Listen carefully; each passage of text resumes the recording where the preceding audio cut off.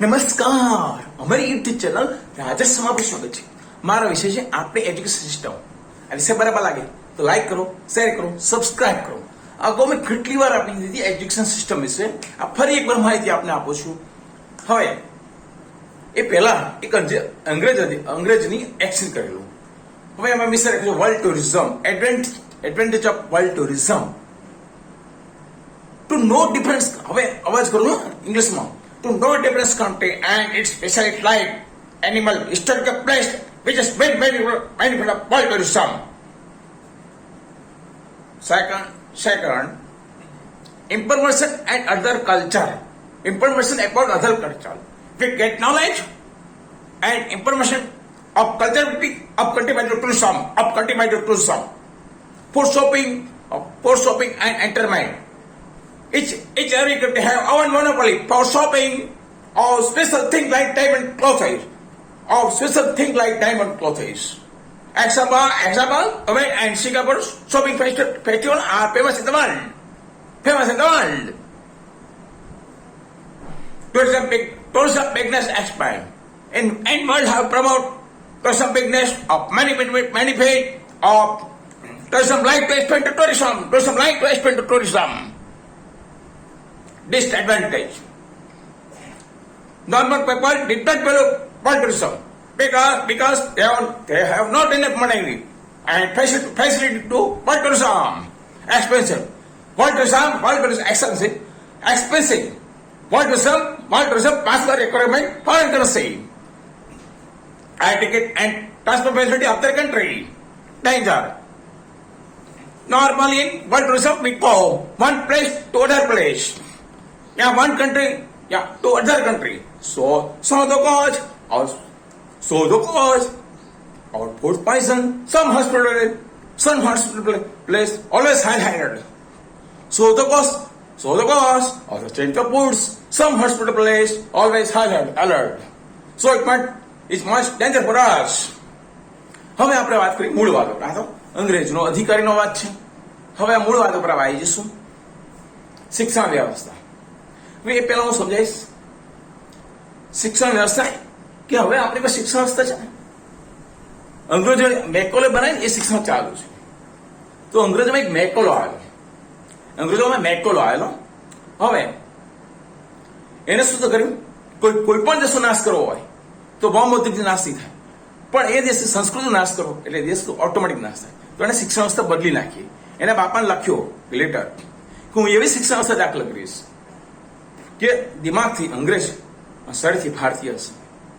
સૌ પ્રથમ તો ભણી નીકળશે તો મા બાપને ગાળા દેશે. મમ્મી એટલે શક, ડેડ એટલે મરેલા. ઇજિપ્તનો મમ્મી શક કહેવાય છે. હવે આગળ, અને એ અંગ્રેજો માટે સારું કામ કરશે. હવે આગળ વાત કરું. મિસિસ, જેને 10 પુરુષો હોય, 20 પુરુષો હોય, 30 પુરુષો હોય, એક કરતા વધુ પુરુષ સારી છે મને મિસિસ કહેવાય, અને એક કરતા વધુ સ્ત્રીઓ સારી છે મને મિસિસ એને મિસ્ટર કહેવાય. એક કરતા વધુ સ્ત્રીઓ સારી છે મને મિસ્ટર કહેવાય. એ શિક્ષણ મારા મિસેશ એ ચાલે છે. અને કેટલાક નું શરમ આવે સારું કે આપણે કહીએ હવે મિસિસ ભૂલી જવું જોઈએ. તું મારી ઘરવાળી એમ કહે છે. મારી પત્ની તો બોલતા જ નથી. કેવું તું વાત કર મારી ઘરવાળી, ઘરવાળો એવું થઈ ગયું છે. મેં તો હવે લાવશે શું, હું તો આ બધું બંધ કરાવી દઉં. હોસ્પિટલમાં એક મેં બંધ કરાવી દઉં. હોસ્પિટલમાં એક બંધ કરાવ્યું કે ત્યાં લગ્ન કામ વિકાર અને ભોગ વિલાસથી લગ્ન થાય છે. તો અહીંયા ધર્મ બધા અને યોગ પ્રત્યે લગ્ન થાય છે. એટલે અહીંયા હોસ્પિટલમાં આપતું જ નથી. પતિ પત્ની આવે છે, વર વહુ, પતિદેવ, ધર્મપત્ની. આપણે આ શિક્ષણ વ્યવસ્થા દાખલ કરી મેકોલોની. હવે અમેરિકાની અંદર 3 વર્ષ વકીલ બનાય, જ્યારે ભારતમાં 80 પછી 7 વર્ષ વકીલ બનાય. ભણતર કેટલું અઘરું કરી મૂક્યું છે વિચાર તો કરો. અને એ પછી વધી જાય. અને અહીંયા કોઈ દમ નહીં. અમુક તો લોકો હેરાન નથી કે આવું ભણતર, એવું ભણતર કરી મૂક્યું છે કે મળે કઈ નહીં. એ શિક્ષણ આપણે ચાલુ કરી છે. અને 35% જ આવે. પહેલા ઓછી મને 35% છોકરાઓ આવે. શિક્ષણ જ બગાડી નાખી છે. ગણિત બી એવું બગાડી નાખી. વૈદિક પદ્ધતિ ગણિત ચાલુ, જે સહેલું પડે. રાજ્ય દીક્ષિત એમ વાત કરી, યુટ્યુબમાં લખું રાજ્ય દીક્ષિત આવશે. એટલે કે એક બેનને ખૂબ ચગાઈ નાખ્યા, અખબાર વાળા, મીડિયા વાળા. એ તો ઘરમાં દરેક અમારી બહેનો બી આ કરી શકે વૈદિક ગણિત. કે શું એ વૈદિક ગણિત કાઢી નાખી, ફાના પડે સરળ બાદ બાકી આપણે. અને મારે ભણા બી કે નારી બહેનો બાપો શીખે. મારી સાથે ભણતો પહેલો નંબર આવતો, વૈદિક ગણિત શીખતો. એટલે વૈદિક ગણિત એટલું બધું સહેલું છે. આપણે શિક્ષણમાં વૈદિક ગણિત વળી યાદશક્તિની પદ્ધતિ આપણી આખી એ વિદેશ જઈ. હવે વિદેશ કેટલી ગઈ ખબર નથી, આપણી પદ્ધતિ લઈ ગયા છે. બીજું શિક્ષણ વ્યવસ્થા આખું કોની યાદ જ ના રહે એવું માળખું જ બનાવ્યું છે ભણવાનું. ગણિતમાં રકમ બધી ખોટી આડી વળી કે સમજાય જ નહીં છોકરાને. એવી રકમો ઘણી જગ્યા બનાવી, ઘણી એવી ઇન્ફોર્મેશન મળે છે. આપણે શિક્ષણ જેવું છે. હવે પહેલા વખતમાં હવે વડીલો ખોટી રીતે ખખડાવે તો સાંભળવું આપણે એ શિક્ષણ. હનુમાનજીને બાય ખખડાય તે મારે દૂધને લજ્યું, તું એકલો લંકન પહોંચી વળો. આ પુલ બાંધવો પડ્યો રામને. તો મારે સાથે મારે રામ નો આદેશો ત્યારે મારે સાથે અને લક્ષ્મણજી આટલું બધું દૂધ ઉપર છે અંજના માતાને. તો અંજના માતાએ દૂધ ઉપર પર્વત દૂધની ધારા કરી, પર્વતના 2 ટુકડા. હવે બીજું એક બેન હતા બહુ સુંદર દેખાવમાં, અને એ કોઈ શેઠિયા ત્યાં કામ કરે. શેઠિયા સાથે નજર મળી ગઈ તો એના ધણીએ ફરિયાદ કરી કે મારી સ્ત્રીને પરપુરુષા શારીરિક સંબંધ છે.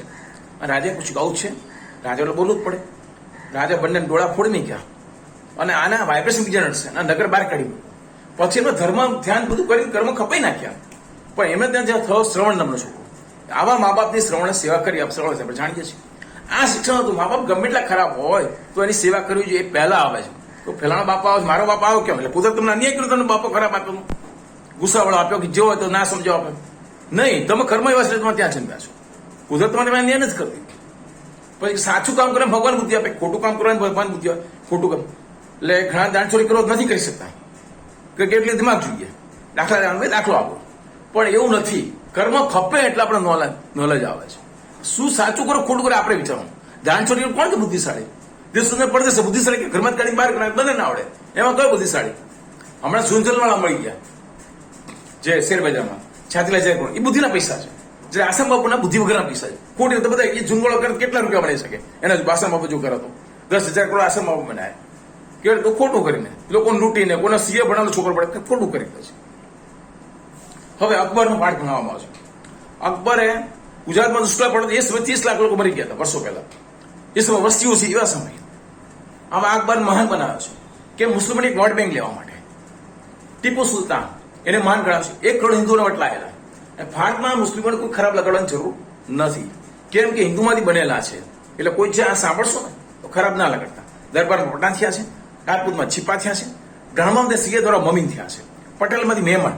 કોઈ કે પટેલ એટલે 100 વર્ષ થયા પણ સંશોધન પટેલમાંથી મહેમાન સાચું ને આ છે. તો હવે તાજમહલ શાહજહાં બનાવ્યો.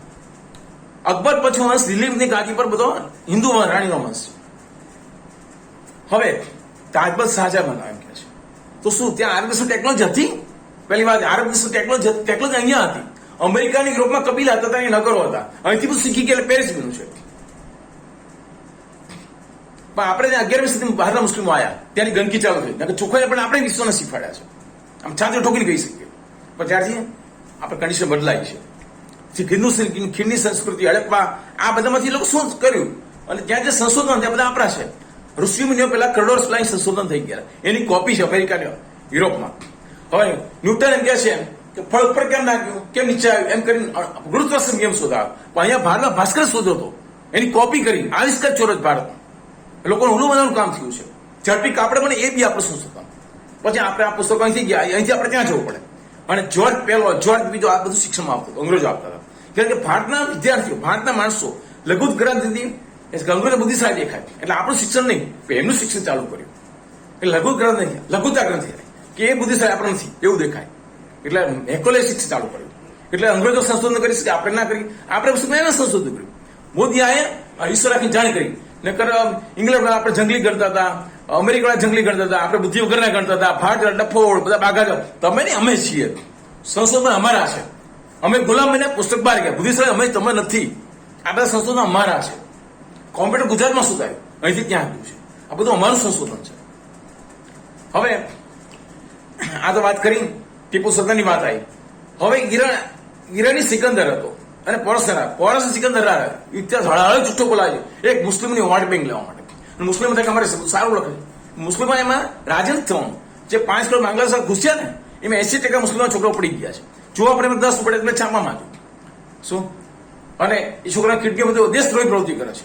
અને કાશ્મીરના મુસ્લિમોને અમે સાચી ખબર પડી. ત્યાં આવામને અભણ રાખી દીધી અને મહેબૂબા છે, ફારૂક છે, એ લોકોને ઉલ્લુ બનાવતા હતા કે આ ભારતથી આપણે આઝાદ થવાનું છે. આપણે ખોટી ગોંધી રાખ્યા. જવાહરલાલે 370 ઇનોમાં લઈ ગયા. એટલે આપણે હલવાઈ રહ્યા. ઇનોના ચૌધરી નામનો અધિકાર થઈ ગયો. તો 3 યુદ્ધો જેટલા આપણે ખર્ચા થઈ ગયા. તો મોદીએ 370 પર બહુ બુદ્ધિ દોડાવી. યુટ્યુબમાં મેં આપી છે. મોદીએ કઈ બુદ્ધિ દોડાવી? 370 ના બહુ. મોદી એક શક્તિ છે. હવે આમાં કહીશ બહુ લાંબુ થશે. મોદી એક શક્તિ છે. પુલસર શાસ્ત્રી 415 ભાષા આવડે. ચૈનની આત્મસ્થિતિ 215 ટાપુઓ મૂકી છે. તો એ તાકાત મોદી ધરાવે છે. એટલે આ 370 નાબૂદ કરી ને કરી. આ લોકોને 70 પબ્લિક ભૂલો કરી છે. 70 પબ્લિક ભૂલો કરી છે. વોટિંગ તો અમને જ કર્યું છે. તો સિસ્ટમની સમય અમે લાભ લઈ લઈશું. અમારી સમય તમાશ કરશે તો 3.5 વર્ષ લાગશે. ત્યાં સુધી અમે વિકાસ મુદ્દા લઈશું. મોદીને હલવાયેલો રાખીશું. પણ નહીં, મોદી એક શક્તિ છે, ભૂલી જાય છે. આ મોદી તાકાત છે. 370 નાબૂદ કેવી રીતે કરી? અને શરતમાં ટીચર શસ્ત્ર નહીં, રાષ્ટ્રમાં મોહમ્મદી માણસો માટે ઇન્દિરા પાવરફુલ એવું થતું. પણ ઇન્દિરા નહીં. ઇન્દિરામાં પાયલટ 1 વર્ષ આવ્યો. મોદી સમયમાં 24 કલાકમાં આવ્યો. મોદી આ મોદી તાકાત છે. સીઆઈ રિપોર્ટ બતાવતી ઇન્દિરા ગોળીબારી વાળી, આ ગોળાબારી કરવાની. લોસ્ટમને આગાહીમાં હતું કે મહાન સત્તા નામ વાપરશે એવો માણસ આવશે. અને આટલા મોટા ખાડા ભારતના 100 વર્ષ ઊંચો ના આવે. શું 1500 3 વર્ષમાં નાખો? કારણ કે શક્તિ છે. વિશ્વના ઇતિહાસમાં એવું નથી.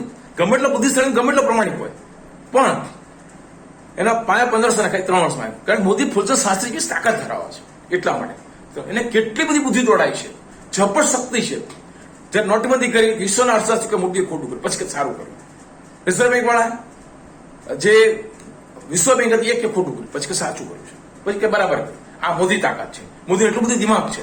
જબર છે. અર્થશાસ્ત્ર નથી છતાં અર્થશાસ્ત્રમાં, નાણામંત્રી છતાં નાણામંત્રીમાં. આ તાકાત મોદી છે. 370 નાબૂદ કેવી રીતે કરી? તો ઇમરાનના જે હતા આઈએસ નેતાઓ સમજાવી દીધું કે રૂલ્સ એન્ડ રેગ્યુલેશન ભારતના છે. અમારે ઇનોમાં જવાની જરૂર નથી કે ઇન્ટરનેશનલ કોર્ટમાં જવાની જરૂર નથી. રૂલ્સ એન્ડ રેગ્યુલેશન ભારતના છે. બીજું શું સમજાયું? પેઝન્સ આને શીખવાડી દીધું કે તું અમારા વિશે ખરાબ બોલ, એટલે ત્યાં મોટો તોફાન થાય. એટલે ત્યાં શું આતંકવાદી ક્યાં ક્યાં થાય ખબર પડે, એટલે માહિતી આપે. એટલે કટરબંધી અમારો માણસ એટલે માહિતી આપે. એટલે ત્યાં આતંકવાદી અટાવો સાત. પછી બીજું શું? મારો કે મજી માહિતી આપ. મારે કોને કોને જેલમાં પડવા, મેં બધા જેલમાં પડવા.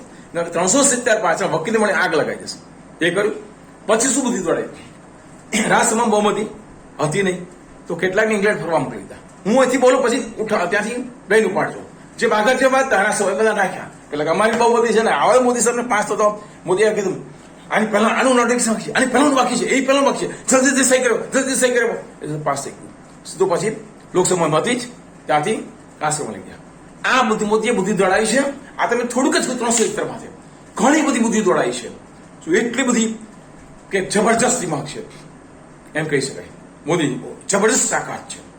હવે મૂળ વાતો પર આપણે જઈએ કે હવે શિક્ષણ વ્યવસ્થા. તો મને કેવું શિક્ષણ આવે? હવે એ પહેલા બીજી વાત કરીએ આપણે કે રૂસોએ કીધેલું કે કોઈ પણ માણસને શિક્ષણથી બગડવાના સારો છે. Every man it not spoiled by education. એટલે માણસ શિક્ષણથી બગડવાના માણસ સારો જ છે. આપણે શિક્ષણ જ ખરાબ કરી નાખીએ છીએ. હવે આગળ Rousseau was a great thinker and philosopher. His used science inspired the French people and casted French revolution. Every man right of liberty, equality, fraternity, and freedom and democracy. Rest of the theoretical, I have also improved. Every man right of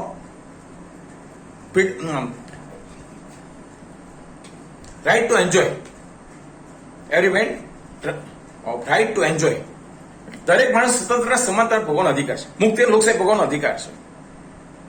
હવે આગળ common make the windows. What's not common hardly was considered since the beginning of history. Common man has always tolerant power. Common man shall control the government. એટલે હવે ઇતિહાસના પ્રારંભથી માનવ સમાજના પ્રારંભથી માનવ જાત ઊભી થઈ ત્યારથી ગરીબો ધનિકો માટે કષ્ટો વેઠ્યા છે અને મજૂરી કરી છે. હવે સામાન્ય માણસ દ્વારા શાસન હોવું જોઈએ. સામાન્ય માણસ કશું વિચારણા માગી ઓછું કઈ વિચારણા માગી નથી લેતો. બીજું કે માણસની દ્રષ્ટિ વિશાળ હોવું જોઈએ. હું એકલો પૈસાદારમાં હું આગળ એ વસ્તુ ખોટી છે. તો આજે અમેરિકા મોંઘવારી રહ્યા જ છે. એટલી બધી મોંઘવારી રહે છે. અમેરિકા આગળ છે એમ બી કહેવાય છે. પણ કેન્દ્રે શું કીધું Kennedy advocated real peace, progress not for American government, but for all people. He does not want peace based on military standpoint, solid based on goodwill and understanding between nations. And understanding between nations. Goodwill and understanding between nations. Second, I have believed the future of the mankind will depend upon its moral and spiritual standards, its consistent use of science and technology. It is here that the impulse of man of God will be to be very ambitious. હવે આપણા વૈજ્ઞાનિક માને કોઈ પણ દેશનો વિકાસનો આધાર તેની વૈજ્ઞાનિક પ્રવૃત્તિઓ છે. વિજ્ઞાન અને આધ્યાત્મિક મૂલ્યો, વિજ્ઞાન અને ટેકનોલોજીના ઉપયોગ પર અને આધ્યાત્મિકના નૈતિક મૂલ્યો પર છે. વૈજ્ઞાનિક મારે 3000 વિજ્ઞાન અને ટેકનોલોજીના ઉપયોગથી અને આધ્યાત્મિક નૈતિક મૂલ્યો પર આધાર છે વિકાસનો. વૈજ્ઞાનિક મારે 3000 ત્યાંથી આપણે આગળ આવીએ. અને કેજેડે કીધું કે રાષ્ટ્ર વચ્ચે એકબીજા દ્રષ્ટિકોણ સમજવાની ભાવના હોય. લશ્કર પર આધારિત શાંતિ કોઈ દિવસ શાંતિ નહીં સ્થપાય એમ વાત કરી. હવે આગળ એકલી ડિગ્રી કોણ લાવે? અંગ્રેજો લાયા. ડિગ્રી હતી જ નહીં. વકીલ સિસ્ટમ વિભાગમાં અંગ્રેજો લાયા આપણે ખિસ્સા કાપવા માટે. માણસ પોતે જે રજૂ કરે એ વકીલ ના રજૂ કરે. વકીલ તો એક રોબોટ છે, એને લાગણી નથી હોતી. એ અંગ્રેજો લાયા આપણે ખૂન ચૂસવા માટે. હવે ડિગ્રી કોણ? અંગ્રેજો લાયા.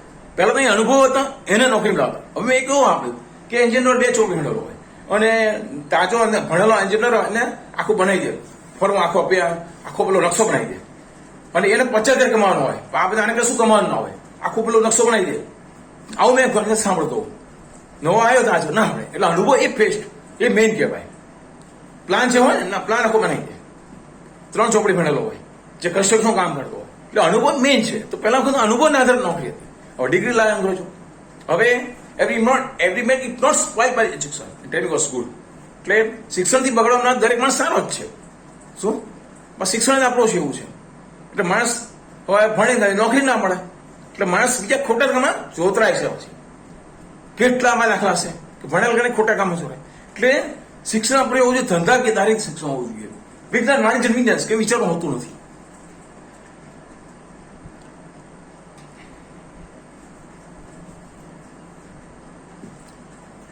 હવે આગળ એક માહિતી આપો કે હું એમ કહું છું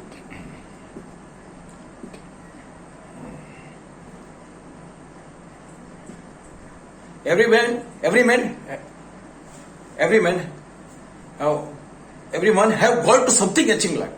For the achieving this, we got high level education with great struggle.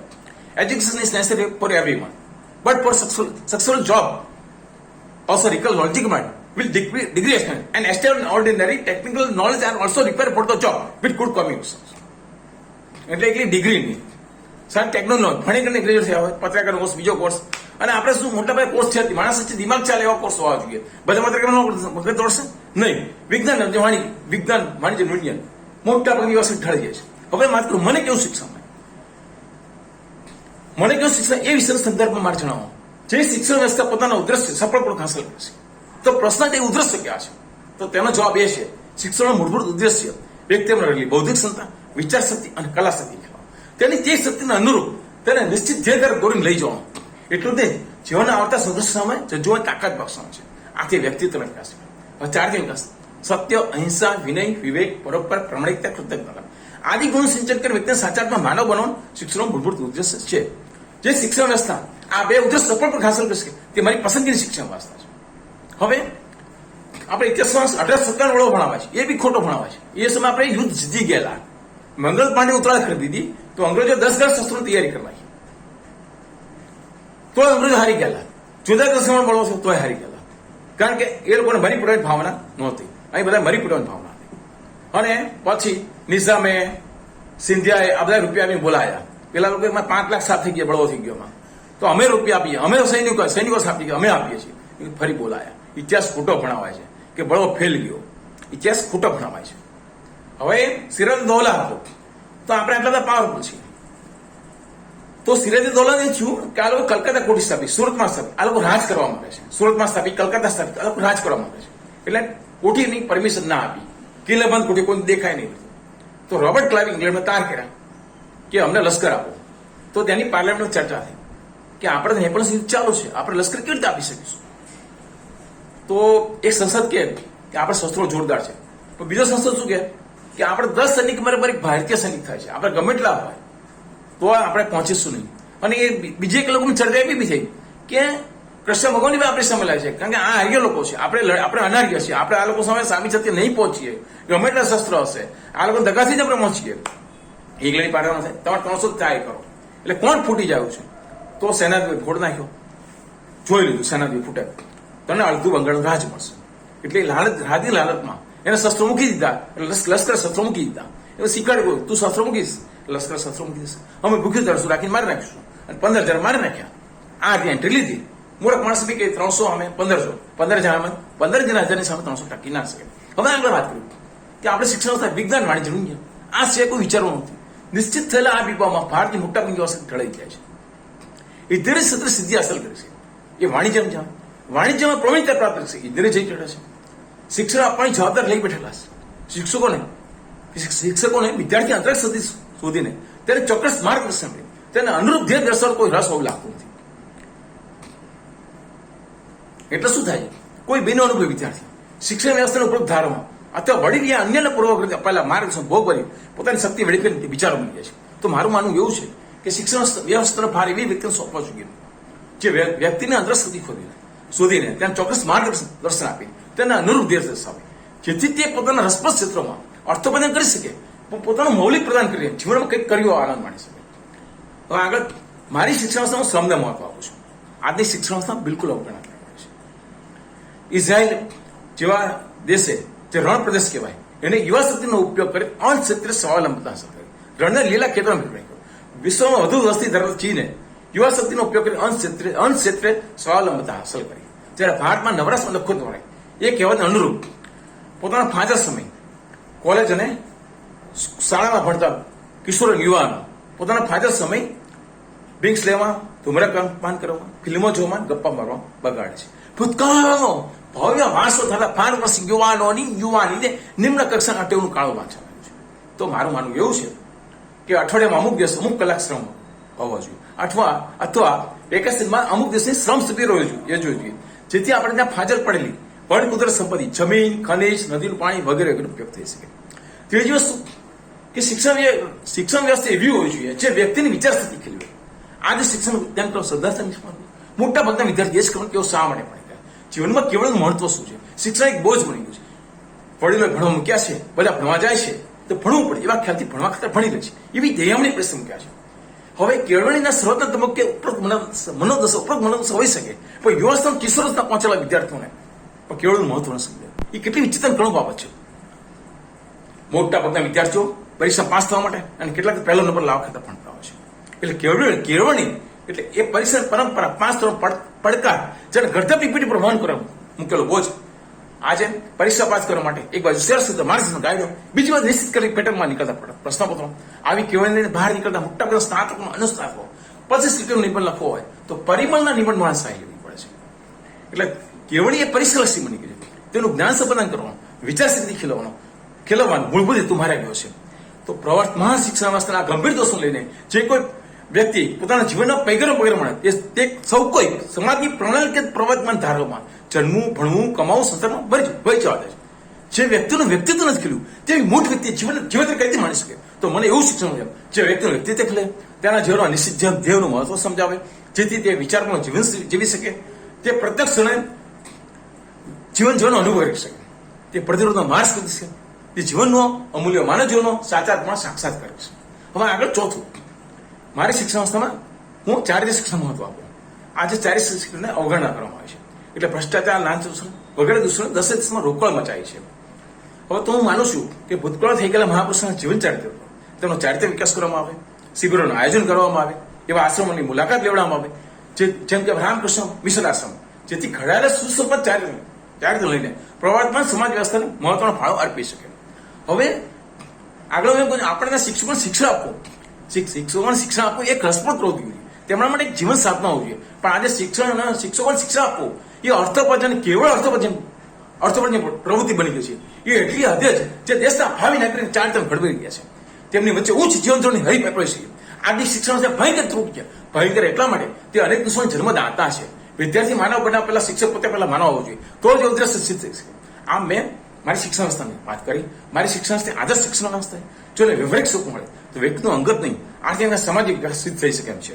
પણ આજથી 3000 વર્ષ પૂર્વે પ્લેટે કલ્પેલું આદર્શ સંગ્રહજી વસાવ્યું નથી, અને ગાંધીજીએ કલ્પેલું આદર્શ ભારત વસાવ્યું નથી. આથી મારી આ કલ્પ શિક્ષણ વ્યવસ્થા આકાર લે તેમાં મારું મનમાં માનવા પ્રેરણા નથી. અલબત્ત મને કોઈ નિરાશા નથી લાગતા, વાસ્તવવાદી કહું છું. જય હિન્દ.